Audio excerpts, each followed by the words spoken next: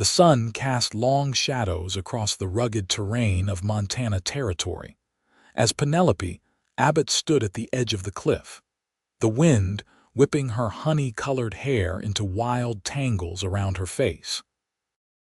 It was 1878, and she had come to this untamed land with dreams as vast as the western sky above her, never imagining that a single misstep would leave her dangling between life and death, with only a stranger's strong hand keeping her from plummeting to the jagged rocks below. Penelope had arrived in Newton, Montana, just 3 weeks prior, a young woman of 23 years fleeing the constraints of Boston society, and the marriage her father had arranged to a banker 30 years her senior. With nothing but a small inheritance from her late mother and a determination to forge her own path, she had purchased a modest plot of land just outside the growing frontier town. The locals had watched with a mixture of curiosity and skepticism, as the refined Eastern woman attempted to establish herself in territory that had broken the spirits of men twice as hardy.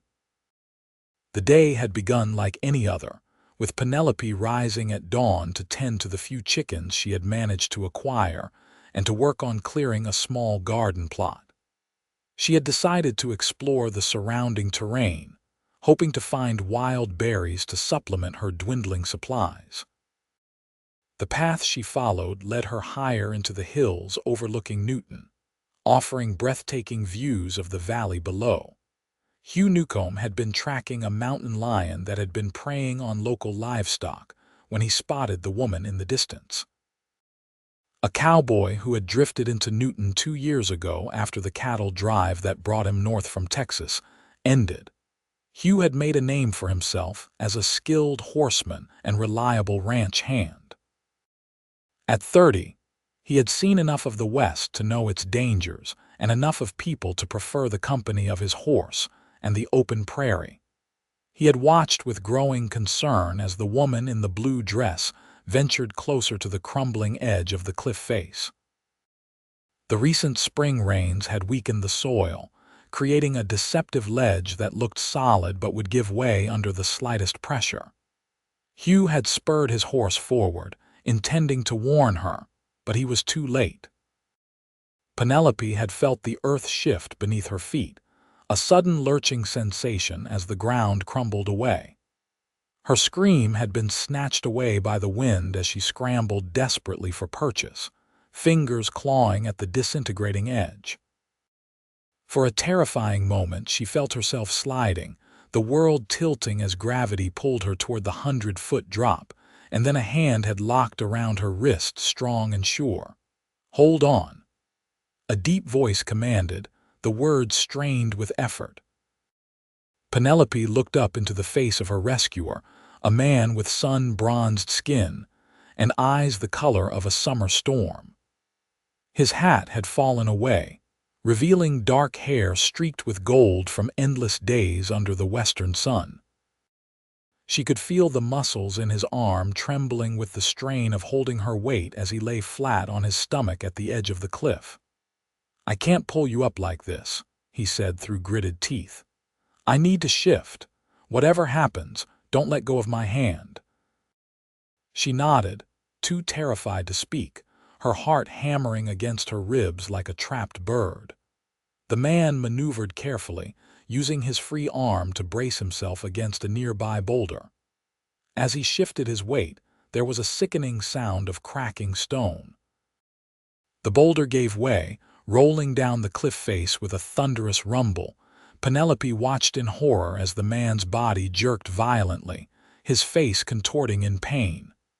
Still, his grip on her never faltered. With a final, powerful heave, he pulled her up and over the edge, both of them collapsing onto solid ground in a tangle of limbs and ragged breathing. It was only when she tried to thank him that she noticed the unnatural angle of his right arm. "Your arm," she gasped, her voice barely a whisper. Hugh glanced down at the broken limb with detached interest. "Reckon it's broken," he said, his voice surprisingly steady despite the pain that creased the corners of his eyes. "Because of me," Penelope said, guilt washing over her in a suffocating wave. "You broke your arm saving me." A ghost of a smile touched his lips. "Worth it," he said quietly. "You're still breathing." Those simple words hung between them, profound in their sincerity. "I'm Penelope Abbott," she said, gathering her composure, "and I'm in your debt, Mr. Newcomb, Hugh Newcomb." He winced as he attempted to stand. "And there's no debt, Miss Abbott. Anyone would have done the same." But they both knew that wasn't true. In the untamed wilderness of the West, people died every day from accidents, disease, and violence. Many would have ridden past, unwilling to risk their lives for a stranger. "We need to get you to a doctor," Penelope insisted, helping him to his feet. "Where's your horse?" "Just over that ridge," Hugh said, nodding toward a cluster of pines. "Name's Copper. He'll come if you whistle." Penelope put her fingers to her lips and let out a sharp whistle. To her surprise, a magnificent chestnut gelding trotted into view, regarding them with intelligent eyes. "Good boy," Hugh murmured, reaching out with his good arm to stroke the horse's muzzle. "We need to get back to town." The journey back to Newton was slow and painful. Hugh insisted that Penelope ride, while he walked alongside, his broken arm cradled against his chest. Despite her protests, he refused to burden the horse with both their weights, claiming the trail was too treacherous. As they walked, Penelope learned that Hugh worked at the Circle M Ranch, owned by Marcus Miller, one of the most prominent cattlemen in the territory. He had been tracking the mountain lion at Miller's request, as the predator had killed 3 calves in the past week. "And what brings a Boston lady to Newton?" Hugh asked, his voice tight with pain but his curiosity genuine. Penelope hesitated, unaccustomed to sharing her story. "Freedom," she finally said. "I came for freedom." Hugh nodded as if that explained everything. Perhaps in this vast, untamed land, it did. By the time they reached Newton, the sun was low in the sky, casting the modest collection of wooden buildings in a golden glow. People stopped to stare as they made their way down the main street. An unlikely pair, the refined Eastern woman on horseback, and the cowboy with his broken arm. Dr. Samuel Wilson's office was at the far end of town, a small building with a faded sign hanging above the door. The doctor was a gruff man in his 50s, with a thick beard streaked with gray and hands that had seen more death than healing in the frontier. "Broke it clean through, from the looks of it," Dr. Wilson said after examining Hugh's arm. "Going to hurt like the devil when I said it." Hugh's jaw tightened. "Just do what needs doing, Doc." Penelope made to leave the room, but Hugh caught her hand with his good one. "Stay," he said simply. So she stayed, holding his gaze as Dr. Wilson manipulated the broken bones back into place. Hugh made no sound beyond a sharp intake of breath, but sweat beaded on his forehead, and his face went pale beneath his tan. Penelope found herself admiring his stoicism even as her heart ached at his pain. When it was over, Hugh's arm was splinted and bound tightly against his chest. "Doctor." Wilson gave him a small bottle of laudanum for the pain, which Hugh immediately tried to refuse. "Take it," Penelope said firmly.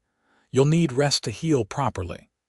Something in her tone must have resonated with him because he pocketed the bottle without further argument. "You won't be working for at least 6 weeks, Dr. Wilson warned. "That arm needs time to mend." Hugh's expression darkened. "I can't afford 6 weeks without work, Doc." "You should have thought of that before you went playing hero," the doctor replied unsympathetically.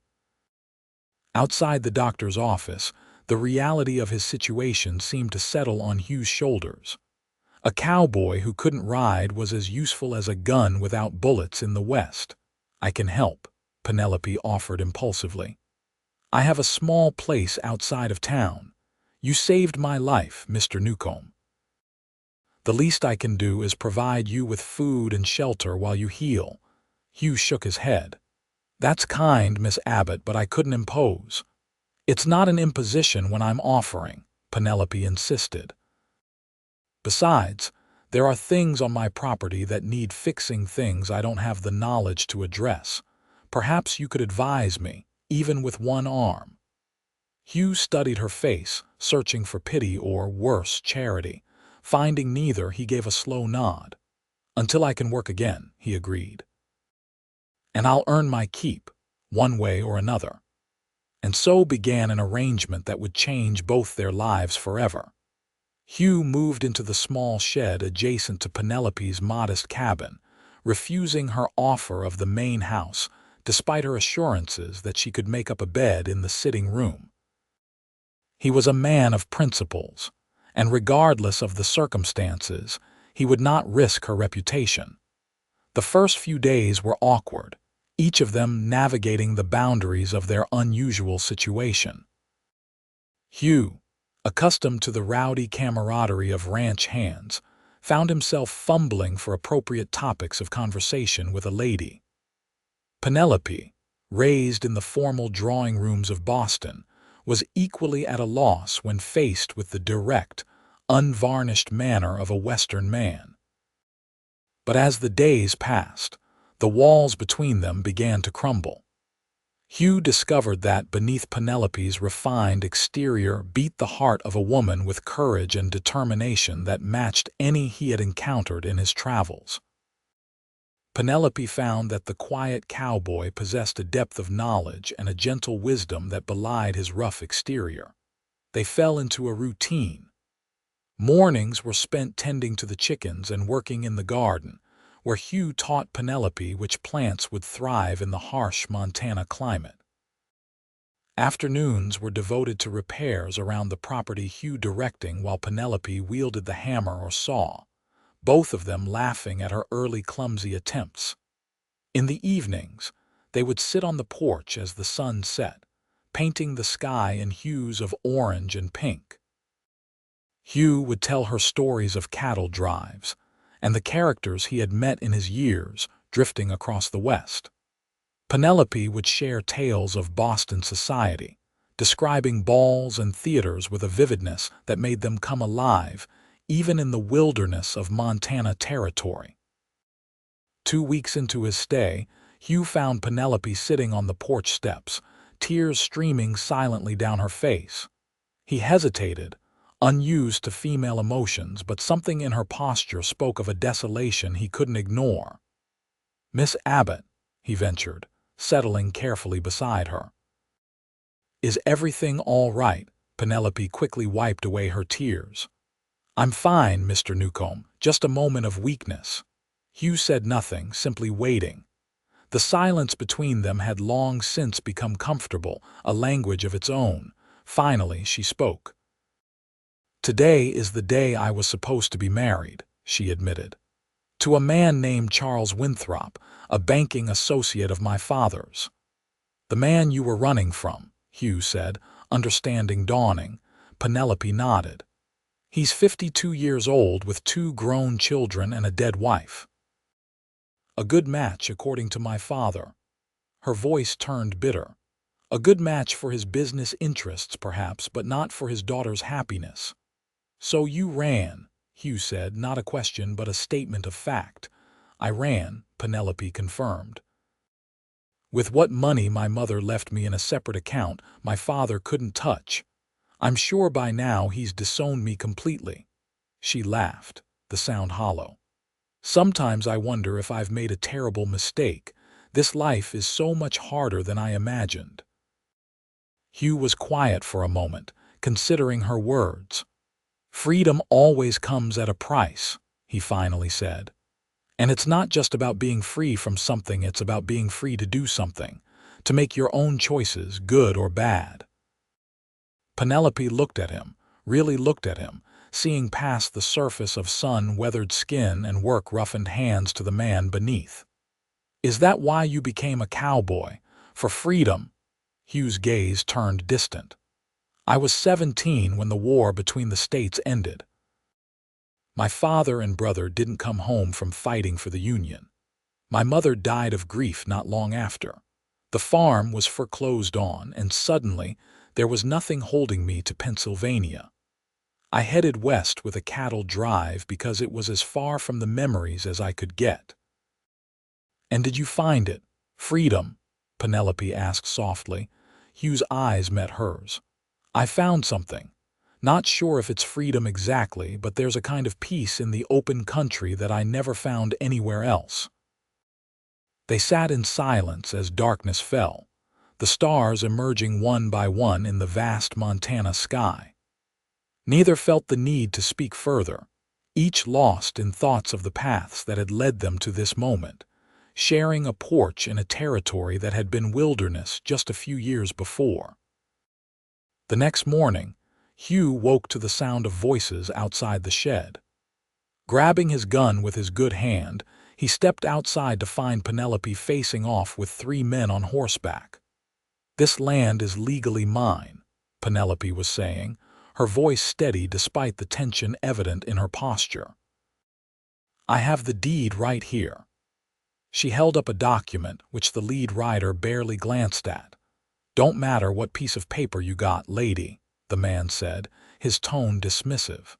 "This valley's been promised to the railroad. You're sitting on what's going to be the new rail line through to Newton." Hugh moved to stand beside Penelope, his gun held casually but visibly at his side.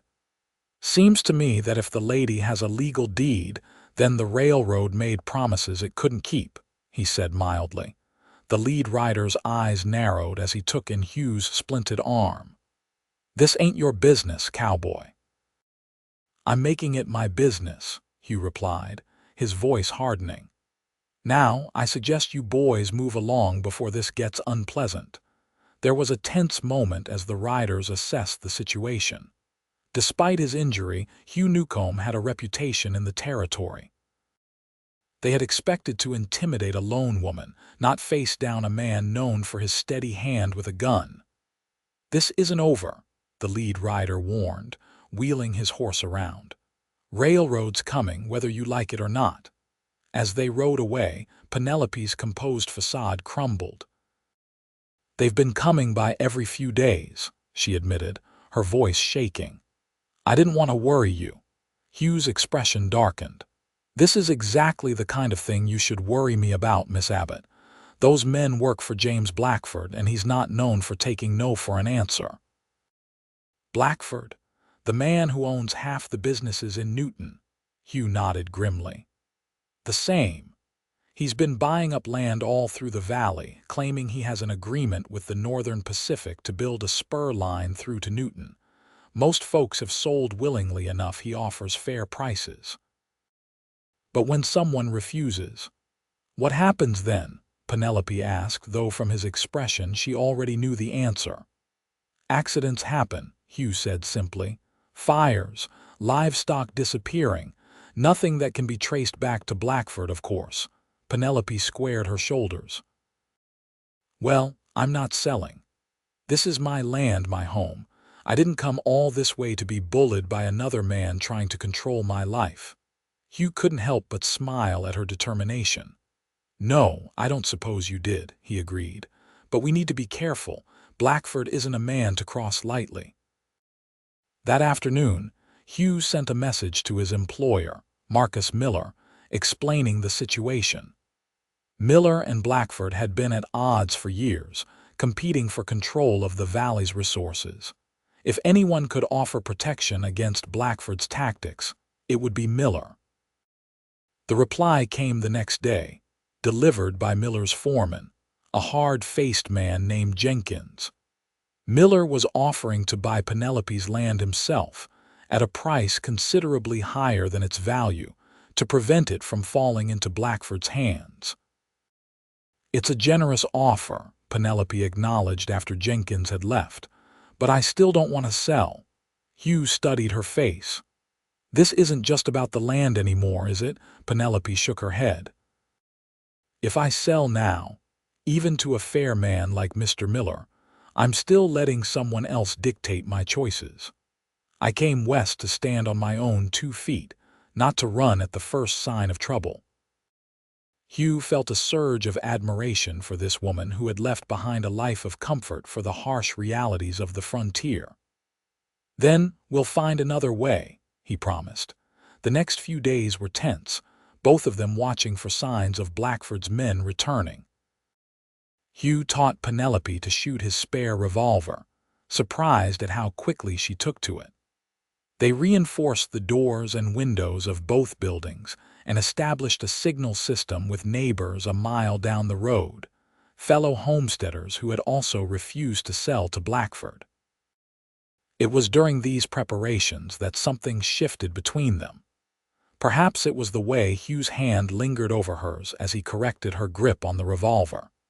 Maybe it was the concern in Penelope's eyes when she caught Hugh wincing as he attempted to do too much with his healing arm. Whatever the catalyst, the carefully maintained formality of Miss Abbott and Mr. Newcomb gave way to Penelope, and Hugh, spoken with a warmth that neither could deny. One evening, as they sat by the fire Hugh had built in the small stone hearth, Penelope asked the question that had been on her mind for days. "Why did you risk your life for me that day on the cliff? You didn't even know me." Hugh was silent for a long moment, the firelight casting shadows across his face. "I've seen too many people die out here," he finally said. "Good people who just made one mistake or had one stroke of bad luck. The West doesn't forgive easily." He looked up, meeting her gaze. "When I saw you standing there, I couldn't let it happen again, not if I could stop it. Even at the cost of your own safety." Hugh shrugged, then winced as the movement jostled his healing arm. "Some things are worth the risk." The air between them seemed to thicken, charged with unspoken feelings. Penelope found herself studying the lines of his face, the way his eyes reflected the dancing flames, and wondering when this taciturn cowboy had come to mean so much to her. The moment was shattered by the sound of a horse approaching at speed. Hugh was on his feet in an instant, gun in hand. He motioned for Penelope to stay back as he moved to the window, peering cautiously through the curtains. "It's Jenkins," he said, recognizing Miller's foreman. "Something's wrong." Jenkins dismounted before his horse had fully stopped, his face grave. "Blackford's men are coming," he said without preamble. 20 of them, armed to the teeth. "Miller sent me to warn you." "When?" Hugh asked, his mind already racing through options. "They left town an hour ago. I rode ahead through the back trails." Hugh turned to Penelope. "We need to leave, now." But Penelope stood her ground. "This is my home, Hugh. I'm not running." "Penelope, please," Hugh urged, the fear in his eyes unmistakable. "This isn't about standing your ground anymore. Blackford means to make an example of you." "All the more reason not to show fear," Penelope insisted. "If I run now, I'll be running forever." Hugh recognized the stubborn set of her jaw and knew further argument would be futile. "Jenkins," he said, turning to the foreman, "ride back to Miller. Tell him what's happening, if he can spare any men." Jenkins nodded grimly. "I'll do what I can, but don't count on help arriving in time." After Jenkins departed, Hugh and Penelope worked quickly to prepare for the coming confrontation. They moved what valuables they could into the root cellar, including the deed to the property and Penelope's remaining money. Hugh positioned himself at the front window where he had a clear view of the approach to the cabin. "I want you to hide in the cellar," Hugh told Penelope as they heard the distant sound of horses. "No," Penelope said simply, checking the revolver he had given her. "We face this together." Hugh wanted to argue, to insist that she protect herself, but the determination in her eyes stopped him. This was the woman he had come to admire, brave, stubborn, unwilling to bend to fear or intimidation. Instead, he found himself saying words he had never expected to utter. "Penelope Abbott, if we survive this night, I'm going to court you properly." Surprise flashed across her face, followed by a smile that lit up her eyes despite the danger approaching. "Hugh Newcomb, if we survive this night, I'm going to let you." The sound of horses grew louder. Hugh took a deep breath, centered himself, and prepared to defend the woman who had somehow become the center of his world in just a few short weeks. Blackford's men arrived in a cloud of dust and bravado, spreading out to surround the small cabin. Their leader, a man named Taggart known for his cruel streak, called out from horseback. "Come on out, Miss Abbott. Mr. Blackford just wants to talk business with you." "Mr. Blackford can come himself if he wants to talk," Penelope called back, her voice steady despite her racing heart. There was a murmur among the men, and Taggart's voice hardened. "Have it your way. Boys, burn her out." Two men dismounted, carrying torches. Hugh took aim through the window and fired a warning shot that kicked up dirt at their feet. "Next one won't miss," he called out. "Tell Blackford that Miss Abbott's property isn't for sale, not to him, not to anyone." "That you, Newcomb?" Taggart called, squinting toward the window. "Thought you were smarter than this, getting mixed up in business that don't concern you." "It concerns me plenty," Hugh replied. "Now take your men and ride out while you still can." Taggart laughed, an ugly sound. 20 against 1 crippled cowboy, I like those odds." "Count again," came a new voice from the darkness. Marcus Miller rode into the clearing, flanked by 15 of his ranch hands, all armed and grim-faced. Jenkins had done his job well. The standoff was tense, neither side willing to be the first to back down. It was Miller who finally broke the silence. "Taggart, you tell Blackford that if he wants a war, I'm happy to give him one. But this land belongs to Miss Abbott, fair and square. The railroad's already confirmed they're running the line 5 miles south of here, so his whole scheme is built on sand anyway." This news caused a stir among Blackford's men, many of whom had invested their own money in land along the supposed rail line based on Blackford's assurances. "You're lying," Taggart accused, but there was uncertainty in his voice. "Wire came through this afternoon," Miller said smoothly. "Ask the telegraph operator if you don't believe me. Blackford's been playing you all for fools." The unity among Blackford's men began to fracture as they exchanged worried glances. Taggart, sensing he was losing control of the situation, made one last desperate play. "Burn it down," he ordered, spurring his horse toward the cabin. A shot rang out, and Taggart fell from his saddle, clutching his shoulder. The shot had come not from Hugh or Miller's men, but from Penelope, who stood in the doorway of the cabin, revolver steady in her hands.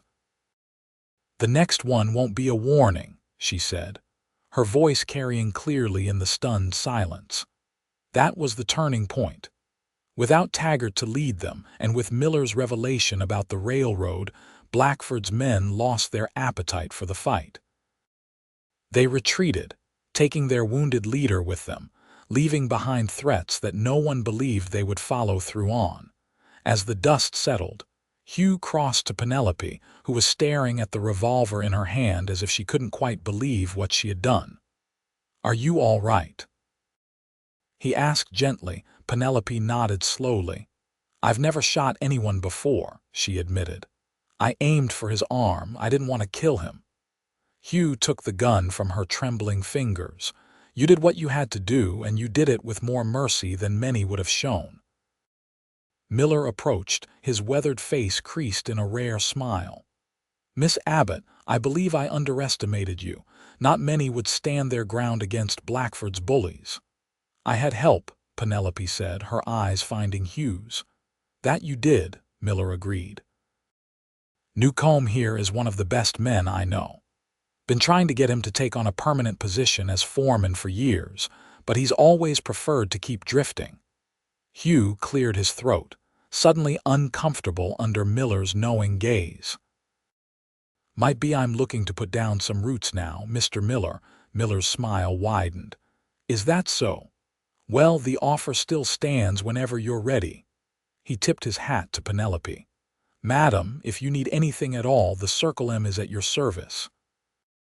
After Miller and his men departed, promising to keep an eye out for any retaliation from Blackford, Hugh and Penelope were left alone in the quiet aftermath of the confrontation.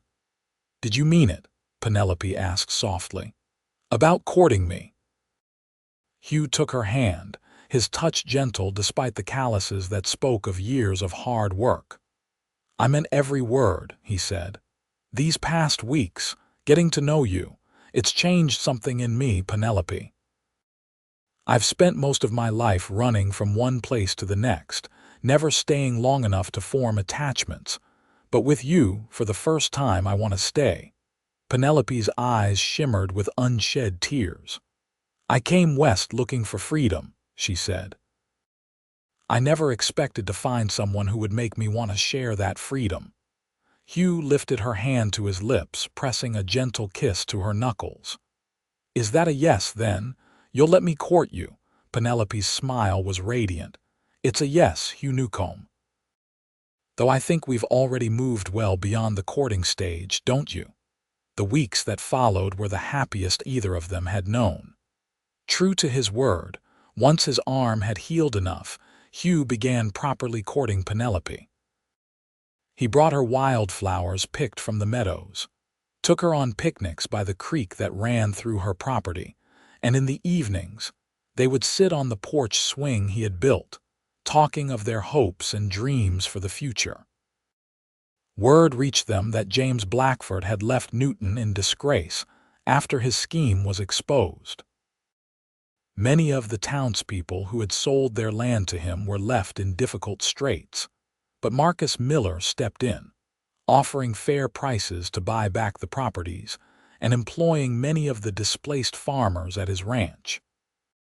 Hugh accepted Miller's offer to become foreman of the Circle M, a position that came with a comfortable salary and a level of respect in the community that he had never sought but found he appreciated. The job allowed him to spend his evenings and weekends with Penelope, helping her transform her small homestead into a thriving farm.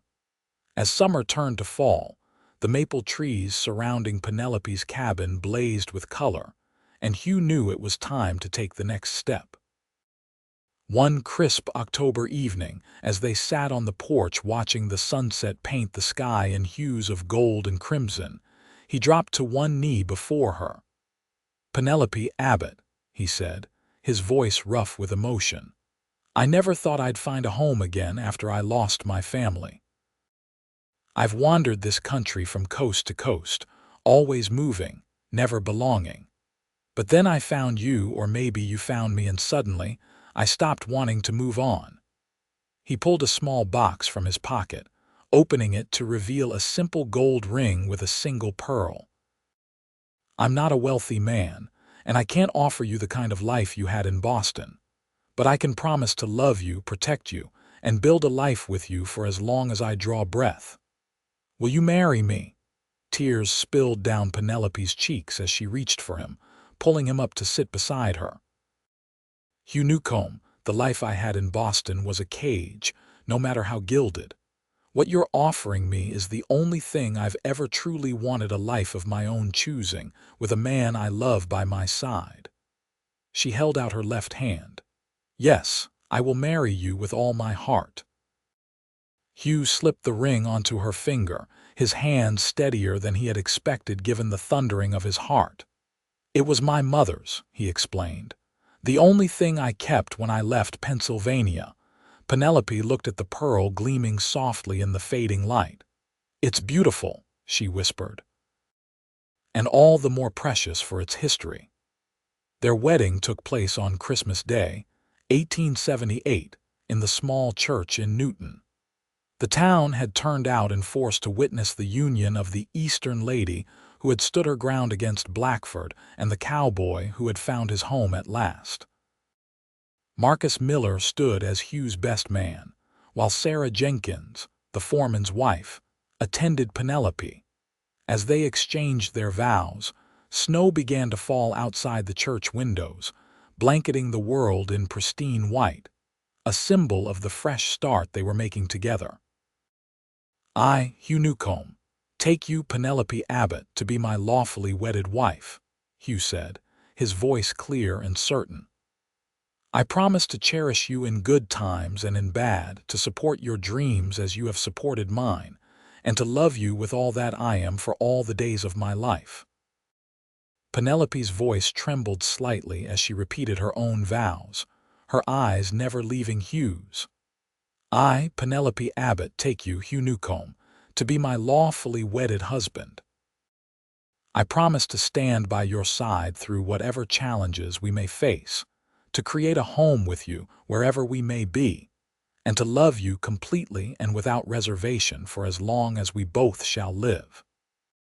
As they shared their first kiss as husband and wife, the congregation erupted in cheers and applause.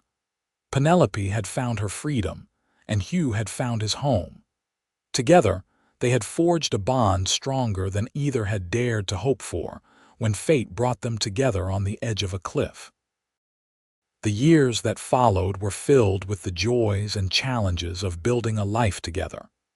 Hugh continued as foreman of the Circle M, eventually buying a partnership stake in the ranch when Miller decided to semi-retire.